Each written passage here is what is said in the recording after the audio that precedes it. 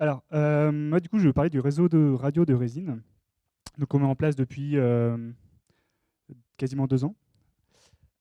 Donc, on n'est pas à l'échelle de Theta Neutral non plus, hein, ça grossit doucement, mais là, je vais vous expliquer en fait la façon dont on a construit ça, conçu ça, et ce que ça permet de faire. Voilà. Donc là, ah bah oui, du coup, l'écran est plus petit, il manque un bout. Tant pis. Alors là, donc, ce que vous avez, c'est une carte de notre réseau radio actuellement. Donc, c'est une exclusivité, parce qu'on a fait cette carte il y a 1 heure. Vous êtes les premiers à les voir. Euh, donc en fait, la façon dont c'est structuré, donc les petits points bleus, c'est des abonnés, d'accord. Donc c'est des antennes chez des gens. Donc tout ça, c'est sur Grenoble, hein. Grenoble un tout petit peu autour. Euh, donc le gros point vert au milieu, c'est notre routeur en data center, ok. Et donc ce routeur, il fait des tunnels vers des routeurs qui sont sur place sur les points hauts à Grenoble. Et après, ces routeurs servent à distribuer du réseau à des abonnés. Voilà. Alors, un des trucs qu'on voulait faire, c'est bien séparer tout ce qui est livraison finale des abonnés et ce qu'on appelle, nous, le backbone. Donc, en gros, le backbone, c'est ce qui va relier nos différents routeurs sur les points hauts et les tunnels qui nous relient à Internet. Il n'y a pas un truc qui crame?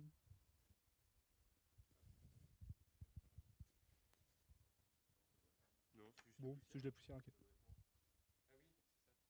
C'est une interaction à longue portée. Euh, donc en fait, voilà, ce qu'on s'est dit, c'était intéressant de séparer ces deux aspects-là. Donc en fait, ce que vous voyez, c'est que par exemple sur les liens backbone, c'est des antennes qui sont dédiées à ça, vraiment en point à point.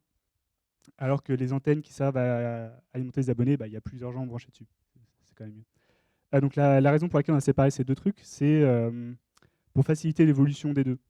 C'est-à-dire si jamais un jour on se rend compte qu'il y a un lien backbone qui n'est pas assez gros, bah, on change les antennes, etc., sans devoir aller reconfigurer ce qui se passe chez les abonnés. Et inversement, si un point d'accès a trop d'abonnés et qu'on veut le changer, bah, ça ne remet pas en cause le reste du réseau. Voilà. Du coup, la façon dont c'est fait, c'est que sur le backbone, c'est tout routé en OSPF, en tâche dynamique. Donc, par exemple, ce que vous voyez, c'est que donc ça, c'est notre plus gros point d'accès. En fait, il a 2 chemins pour sortir vers Internet. Ça, c'est Internet. Et du coup, si jamais... enfin, c'est notre bout d'Internet à nous, quoi.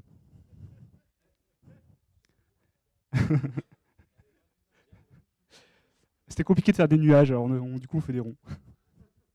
Voilà, donc ce qu'on voit, c'est qu'en fait, si on pète un des liens parce qu'on a envie de changer une antenne ou parce que, je sais pas, il y a un orage ou quoi, bah, c'est pas grave, ça va passer par ailleurs grâce à OSPF. Et les abonnés qui sont derrière vont même pas s'en rendre compte, sauf s'ils font un trace-route. Voilà. L'autre truc qu'on voulait faire, c'était aussi que les abonnés, on puisse les brancher n'importe où sur notre réseau sans devoir changer la configuration sur les équipements. D'accord. Donc si jamais un jour un abonné qui est là, qui est branché à ce point d'accès, on se dit que en fait, ce point d'accès est mieux, il y a un meilleur signal, bah, on change le SSID dans la conduite d'antenne, il se branche là, et pour l'abonné, c'est censé ne rien changer. Donc il garde son IP public, il n'y a pas de configuration à refaire nulle part, etc. Donc pour faire ça, on a un système un peu complexe. Alors, du coup, expliquer ça sans support, c'est un peu compliqué. En gros, le principe, c'est que donc déjà l'authentification, c'est-à-dire savoir quel abonné a quel IP, tout ça, on l'a centralisé. Okay, on n'a pas envie d'avoir de la conf un peu partout dans notre réseau. Donc ici, il y a un petit rond vert qui est en fait une autre machine en data center, qui a un serveur Radius. Donc Radius, c'est fait pour faire de l'authentication, etc. Et donc, dans notre cas, on s'en sert avec juste une liste d'adresses MAC associée à une adresse IP. Du coup, quand on veut rajouter un abonné, on rentre l'adresse MAC de son petit routeur chez lui, on lui associe une IP, tout ça dans la base de données ici. Et en fait, quand l'abonné se connecte, ça va passer par du DHCP qui va interroger notre radius. Okay, donc en fait, dans la conf des petits routeurs ici, il y a juste un truc qui dit que quand il reçoit une requête DHCP, il faut aller demander au radius quel IP il faut donner. Voilà. Ouais. Non, elle ne sera pas routée. Ouais. Donc voilà, en fait, l'abonné il fait sa requête DHCP. Donc ça va au routeur ici qui interroge le radius. Donc soit le radius ne connaît pas la MAC, Dans ce cas, il dit bah non, je te donne pas d'IP. La personne n'a pas d'IP. Soit le radius dit ok, je connais cette MAC, donc il faut donner telle IP, public évidemment. Donc le routeur va répondre à l'abonné ok, ton IP c'est ça. Et en même temps, ce qu'il fait, c'est qu'il va rajouter une route statique de cette IP publique vers l'abonné. Ce qui fait qu'en fait, cette route elle va se propager par OSPF magiquement dans tout le réseau, et tout le réseau saura que cette IP publique, elle est ici dans le réseau. Donc si le lendemain, en fait, l'abonné, on le rebranche ailleurs, la route statique va se déplacer ici, et tout le réseau OSPF va savoir que ça passe par là. Voilà. Du coup, c'est assez sympa. Et ça nous permet, par exemple, nous, nos laptops, on est tous enregistrés dans le radius, et du coup, on se branche avec nos laptops n'importe où dans le réseau, et hop, on a une IP, et c'est utilisable. Voilà. C'est assez sympa. Ça évite de faire la confiance statique partout, quoi. Voilà. Ah, ouais. Alors les détails de comment ça marche, c'est pas super simple non plus à faire ça. Du DHCP en donnant une seule IP publique. C'est-à-dire que la gateway n'est pas dans le même sous-réseau que le client. Et en fait, ça c'est possible grâce à l'option 121 de DHCP. Si vous voulez les détails, demandez-nous. En fait, on l'a documenté en interne, c'est pas public comme documentation. Mais s'il y a des gens qui veulent faire la même chose, on peut filer les infos, quoi. En fait, ça c'est un réseau niveau 2, mais adressé en slash 32. C'est-à-dire chaque abonné a son IP public.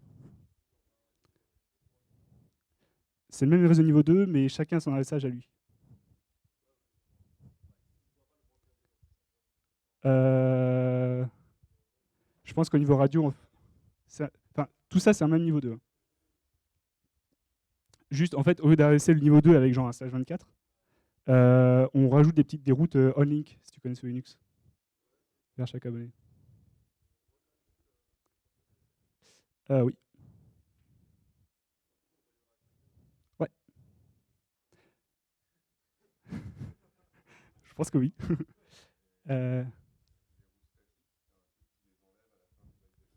C'est ça. Donc, exactement. En fait, pour l'instant, le routeur, c'est MikroTik, ça coûte pas cher.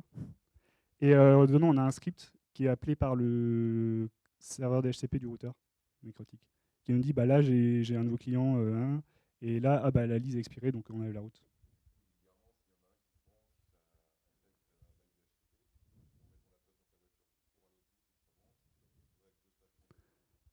C'est pour ça que le bail fait 5 minutes.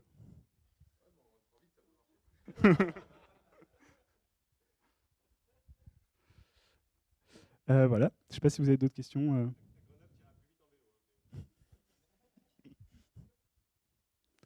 Pour info, si vous connaissez Grenoble, ce point-là, c'est la Bastille de Grenoble. Donc il y a une belle vue. C'est pour ça qu'en fait, on a plein d'abonnés ici, quoi.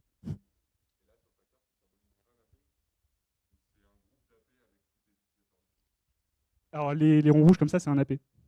Un seul AP. Et en fait, là, on a un deuxième, mais qui ne sert pas pour l'instant.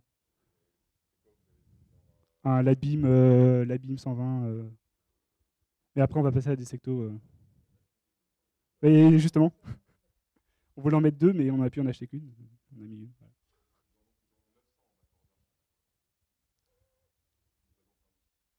D'accord.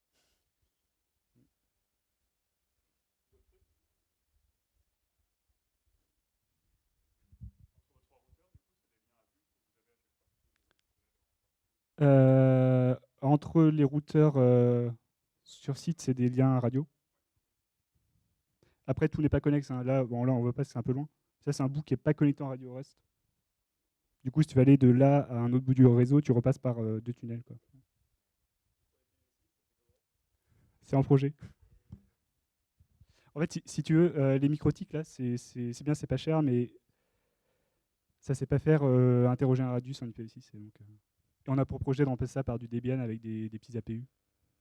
Voilà. Bon, bah merci. N'hésitez pas à venir nous poser des questions.